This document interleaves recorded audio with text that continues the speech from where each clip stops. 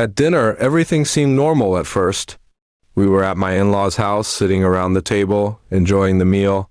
Everyone was talking, laughing, and I thought it was just another family gathering. But then my wife's sister, who never really liked me, suddenly looked straight at me and said, "She could have done so much better than him." The whole table went quiet. My wife tried to laugh it off, but the words hit me hard. I didn't say anything, just kept eating, but inside I was boiling. The night went on, but I couldn't shake off that comment. When we got home, I asked my wife why her sister would say something like that. She brushed it off, saying her sister was just jealous and bitter. But her reaction seemed too defensive, too nervous. That planted a seed of doubt in my mind. Something wasn't right, and I could feel it. Over the next few days, I started paying closer attention.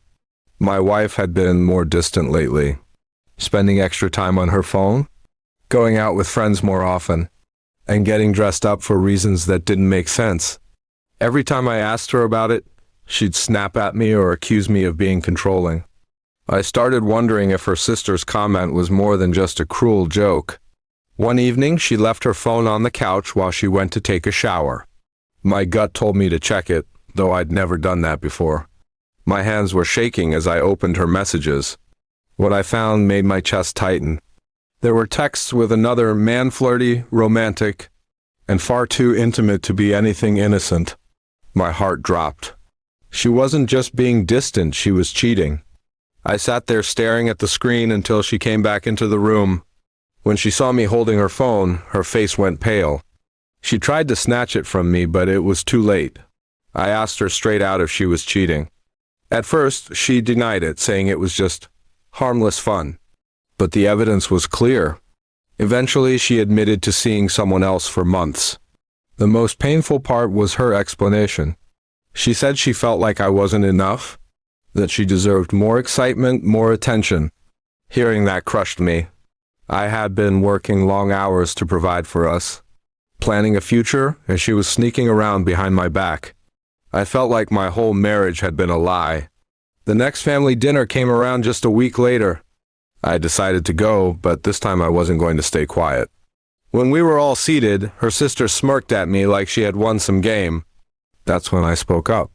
I told everyone at the table that my wife had been cheating, and that maybe her sister was right, she could do better, if better meant betraying her husband. The room fell silent, and my wife's face burned red with shame. Her parents were shocked, and her sister suddenly looked uncomfortable, realizing her little jab had opened the door for the truth. My wife tried to defend herself, saying I was exaggerating, but I pulled out my phone and showed the messages. There was no way for her to talk her way out of it. After that night, I packed my things and moved out. She begged me to give her another chance, saying it was just a mistake, but I couldn't live with the betrayal. Trust, once broken, doesn't come back easily. The love I had for her had been replaced with anger and disappointment. Her sister later reached out to me, apologizing for what she said at dinner. She admitted she had known about the affair and thought her comment might push the truth out. In a twisted way, her cruel words had actually saved me from wasting more years with someone who didn't value me. In the weeks that followed, I focused on myself. The pain was still there, but slowly I started feeling stronger. I realized I had given my wife everything and she threw it away. That wasn't my fault, it was hers.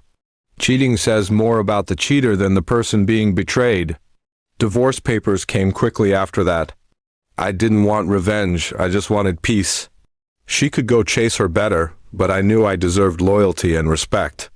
I walked away with my head held high, leaving her to face the mess she created. Looking back now, I'm grateful for that dinner. What felt like the most humiliating night of my life ended up being the turning point. The truth came out, and though it hurt, it freed me. Sometimes the harshest words are the ones that set you free.